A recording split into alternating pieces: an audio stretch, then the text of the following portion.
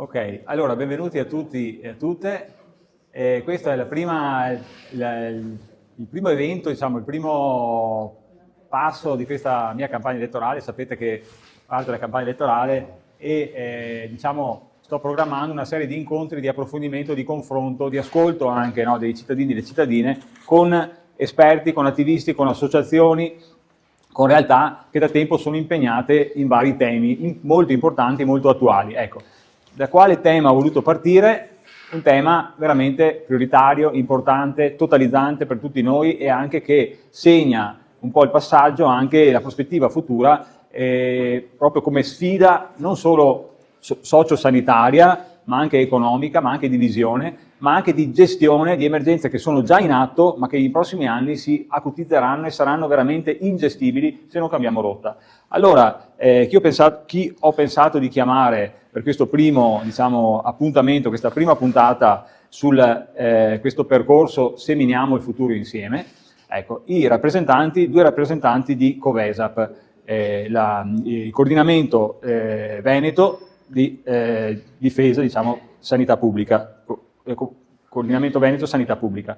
E avevo invitato due persone, purtroppo Orianna oggi non stava bene, per cui stamattina mi ha avvertito, guarda che mi spiace tantissimo ma non posso esserci, per cui Salvatore invece, Liada, che è un po' il motore, anima anche del coordinamento e portavoce della realtà veneziana, e appunto sostituirà anche Orianna per la parte che avrebbe dovuto portare Orianna. Ecco, voi sapete che il tema della sanità è un tema così ampio che penso che se ci mettessimo a parlare una settimana non ci basterebbe, per tutti gli aspetti che sono collegati insieme. Per cui io ho voluto partire e chiamare appunto Salvatore come rappresentante del Covesap proprio per una realtà, diciamo per una buona pratica, per una realtà virtuosa nel nostro Veneto, virtuosa ma nello stesso tempo che ci fa capire l'allarme che c'è, perché i cittadini, gli attivisti, i comitati si sono riuniti per fare qualcosa che la nostra sanità regionale non fa,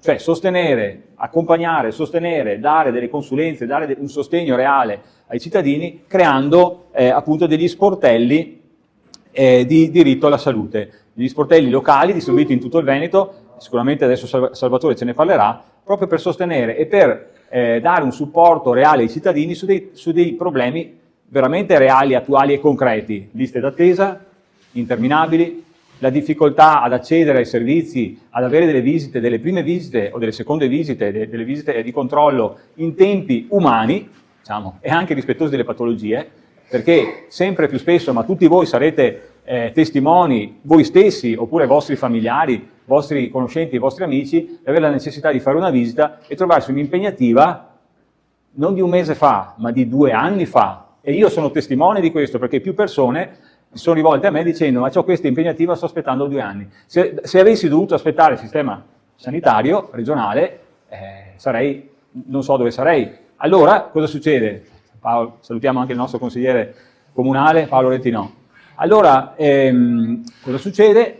E diciamo, il meccanismo è voluto politicamente, ma nello stesso tempo anche dovuto, dal punto di vista degli utenti, cioè accedere a strutture private, convenzionate o non convenzionate, ma di fatto se uno dice io non voglio aspettare 2 anni, cosa fa? Aspetta una settimana, prenota la visita e ha la visita, prima visita o visita di controllo. Ecco, su questo sentiremo. Il problema dei medici di base tutti noi lo conosciamo, sempre meno medici, sempre più pazienti che diciamo, devono essere gestiti da uno stesso medico. Ecco, in questo caso anche il rapporto relazionale, anche proprio il modo che intendavamo noi del nostro medico di famiglia cambia, perché non c'è più quella possibilità di creare una relazione, di creare un percorso di sostegno non solo sanitario ma anche psicologico, di conoscenza, no, della famiglia, e per cui tutto diventa un po' più asettico, più veloce, i tempi si velocizzano e diminuisce la qualità poi del servizio.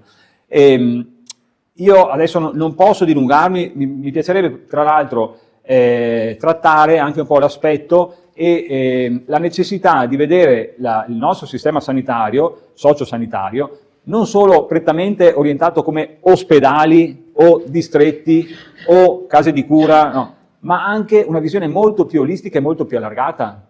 ma non tanto per far capire quanto è importante la relazione tra ambiente e salute, tra l'ambiente in cui viviamo, tra la qualità degli elementi di vita che abbiamo, penso solo all'aria, alla terra, all'acqua, allo stress, alla competitività, al nostro mondo che è sempre più veloce, no? È sempre meno legato alle relazioni, con sempre meno verde, con sempre meno elementi di naturalità nei nostri ambienti che fanno diminuire la qualità della vita. Ecco, su questo purtroppo non c'è il tempo di parlarne, ma sarebbe molto importante capire la correlazione tra ambiente e salute e capire anche il bilancio economico che ha questo. Perché faccio solo una piccola parentesi e dopo veramente do la parola a Salvatore, ma la settimana scorsa abbiamo approvato il bilancio consolidato 2024 e i nostri amministratori, la Giunta, l'assessore alla sanità dice il nostro bilancio è sano, è un bilancio che sta bene, è forte, si sostiene, non ha problemi, ha un buon utile e ha un buon patrimonio. 3 miliardi di patrimonio, 300 e qualcosa milioni di utile, no? di avanzo possiamo dire. Sì, ma una cosa non si tiene in conto sul bilancio. A me non interessa che i conti si sostengono da un punto di vista contabile, perché il bilancio non è solo ragionieristico, ma il bilancio è di visione futura e dobbiamo calcolare in questo bilancio anche i costi occulti che noi stiamo accumulando sempre di più e poi il futuro ce ne darà conto, dovremo pagarli. E allora in questo caso faccio l'esempio solo dei costi ambientali, del debito ambientale che stiamo accumulando e che poi si pagherà anche con spese mediche, per cui con soldi veri di bilancio legato alla sanità. E tenete conto che il bilancio regionale, circa il bilancio del 2014, si parla di un bilancio totale di 19 miliardi di euro, 19 miliardi di euro. E il bilancio della sanità è, penso se Salvatore oltre il 60%, cioè 12 miliardi di euro, cioè sui 19 totali che si mettono tutte le spese della regione, infrastrutture, risorse interne, 19 miliardi, 12 miliardi sono solo per gestire il nostro sistema sanitario regionale.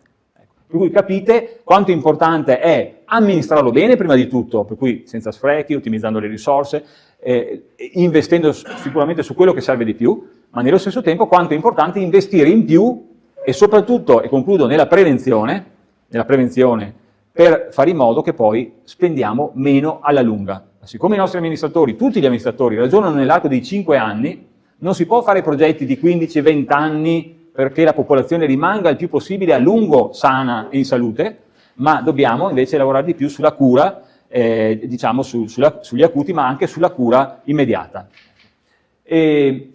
Lascio la parola a Salvatore. Proprio ultimissima cosa, il senso anche di questo incontro, ma poi lo spiegherà meglio Salvatore, è anche preparare e dare, diciamo, comunicazione per un grande evento che Covesa sta preparando. Sapete che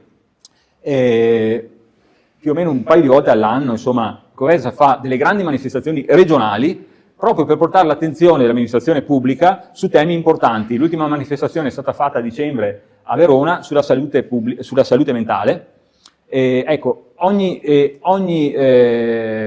4-5 mesi, 6 mesi, c'è una grande manifestazione. Ecco, il 4 di ottobre ci sarà una manifestazione a Mestre, davanti alla stazione di Mestre, poi vi lo spiegherà, per cui ecco, in questo caso approfondiamo i temi, cerchiamo di capire, alla fine faremo anche un dibattito o delle domande, oppure ognuno può dare un po' il proprio contributo, e questo sarà molto utile per me, per capire anche la gente, le persone, cosa propongono e quali sono i disagi, i timori, le preoccupazioni più grandi legate al nostro sistema sanitario, per poi tradurle anche in proposte concrete nel programma elettorale. Grazie ancora per essere venuti. Grazie. La parola.